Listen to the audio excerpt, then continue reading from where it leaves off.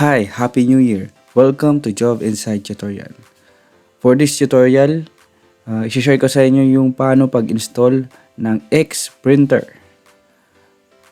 Okay, kung bago ka pa lang dito sa channel ko, don't forget to like, share, and subscribe my YouTube channel. And also follow my Facebook page and also my TikTok. So, wag na natin patagalin pa. Panoorin nyo tong video na to. Kung may mga tanong kayo, please write your comment below. And pag-share na rin tong video na to, baka makatulong sa iba. Lalong-lalo na yung paggamit ng ganitong printer, ang thermal printer na X printer.